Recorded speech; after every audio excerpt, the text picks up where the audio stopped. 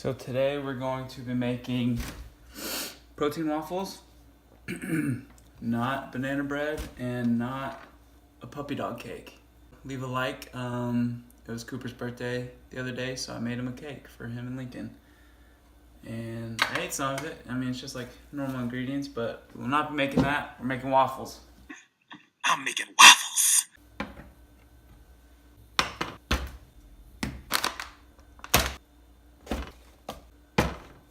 So start out, you get your scale out. If you don't have a scale, we'll get into that later. Putting it to grams, and we're gonna zero it out. So now it's at 0. And what we're gonna start with is our protein powder. So you can use whatever flavor you want. I have peanut butter cookie, which is incredible.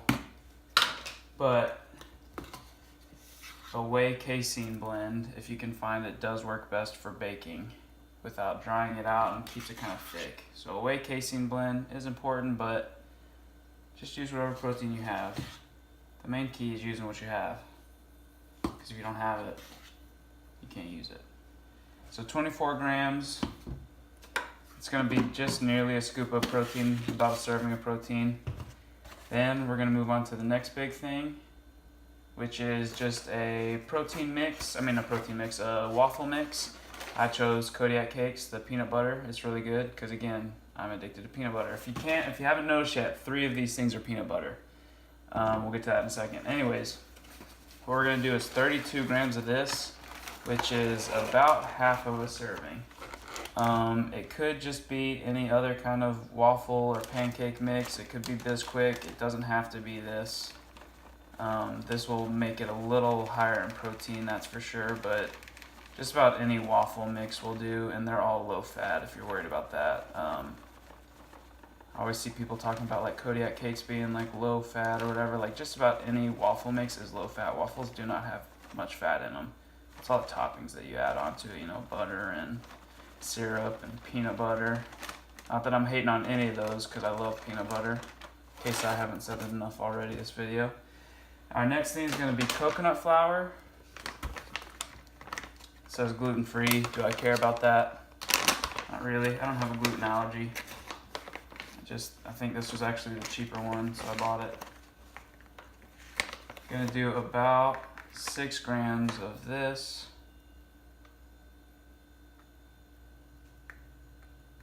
Nailed it. Wow, getting too good, y'all, too good.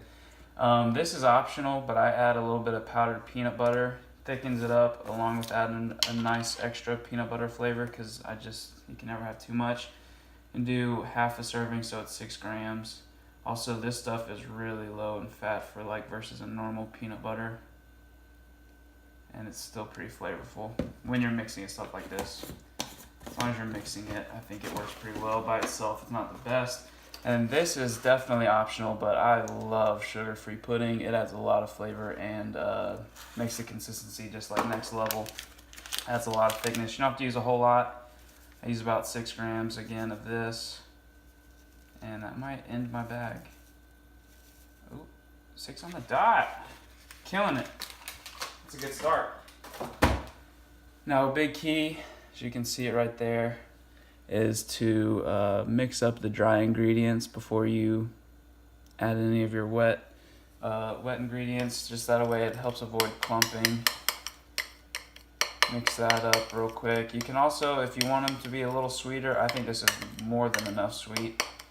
You can add like stevia or whatever, like 0-calorie sweetener, or if you just want to add sugar. That's really up to you. If you make these a few times, you kind of figure out what you like, what you don't like. So that's really up to your own discretion.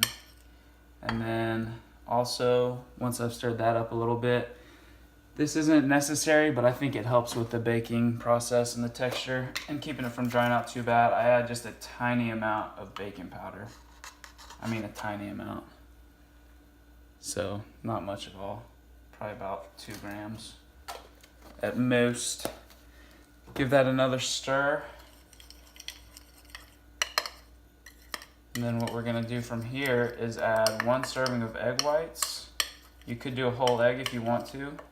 It'll actually probably bake pretty well with a whole egg because that adds a little more fat.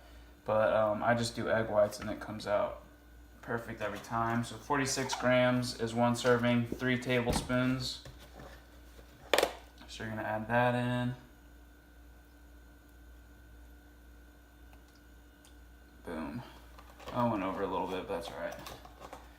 Now just be careful when you're stirring this up. It will get messy. I think you might have already seen I spilled a little bit already when stirring. But once you start adding in your egg whites, it can get kind of wild up in there. So don't get too aggressive, you know. You gotta be gentle. Stir it up. It'll start kind of clumping. So this is definitely not the finished product. I've done it both ways, like 2 different ways from here. You can either add a little bit of milk, whether it's almond milk, whole milk, I don't know, coconut milk for you crazier people out there, more adventurous. But I've also just done water, which, hello, saves on calories if you care. I don't really care necessarily. I do it just because it's easy, and I always have water, you know, easy resource. So now you kind of get it kind of clumpy like that. Stir it around as much as you can, and then start adding water until you get a nice pancake batter, waffle batter consistency.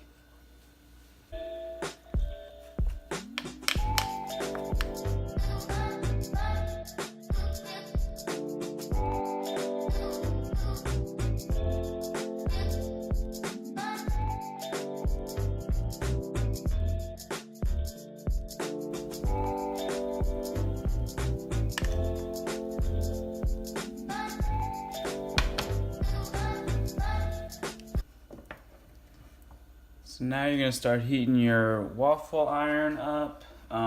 This is a versatile recipe. You could just make pancakes. You can use a Belgian waffle maker. I have a mini waffle maker. You can just throw it in a skillet and just make a big pancake or 8 mini pancakes. This is up to you.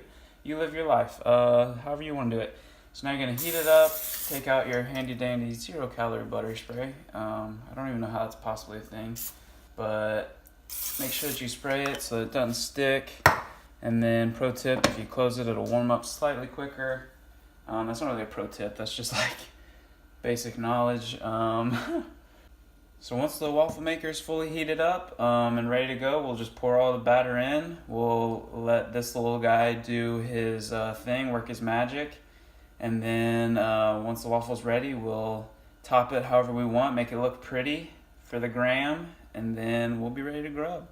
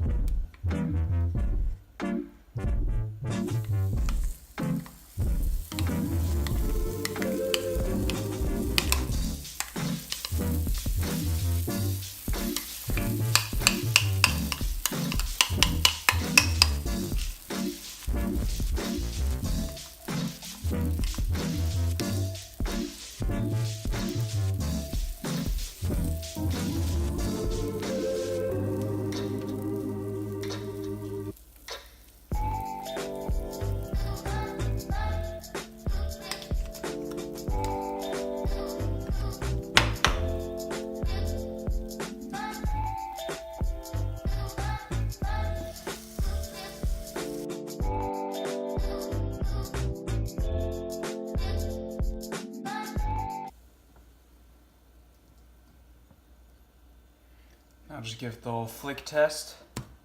Oh, she's good to go. I don't know why I said she, but this waffle's a her. So there it is. Now you want to unplug this thing. Don't want any kind of terrible things to happen. Pick her up slowly with bare hands because we ain't scared of nothing. Set it down, let it cool. But if you're OCD like me, you'll kind of pull that off, maybe cut it off. I've definitely cut it before, but I'm lazy today. Gotta make it look pretty. Because also, if you're like me, you can't make something and not post it somewhere. You gotta show off your art. So if you're gonna take a picture, you gotta make it look perfect. So in the end, that's what we're working with. I mean, that's a good waffle. I mean, She's dense. It is thick.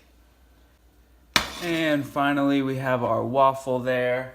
Now you do your toppings, make her look pretty. I usually do sugar-free syrup, some almond butter, dark chocolate chips, maybe throw some fruit on top, bananas and strawberries.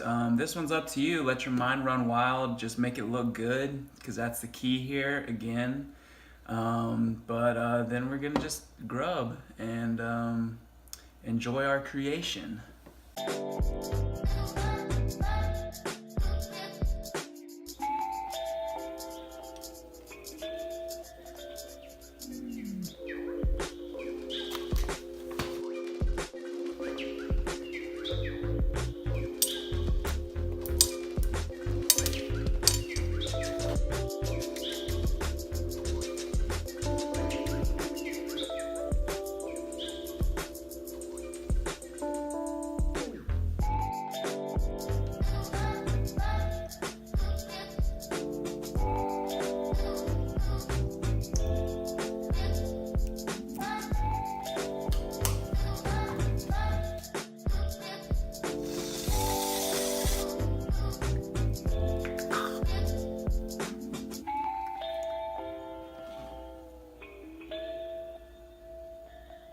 And there you have it, guys. So like I said, make it look pretty. You know, you wanna be impressed by what you eat. You know, it's all about how it looks. It's all about what the gram thinks that your food looks like, you know, when you post the picture. But I'll link the recipe and everything in the description. I'll link the calorie count, macro count for those of you who are interested. If you want to learn more about macros, let me know. I would love to do a video on that and kind of share about that. Any other questions or, you know, concerns or comments, whatever, show some love. But yeah, definitely try this. I'm telling you, it's super good, and you're gonna feel good eating it. It won't blow your diet up or anything. So hope y'all enjoyed.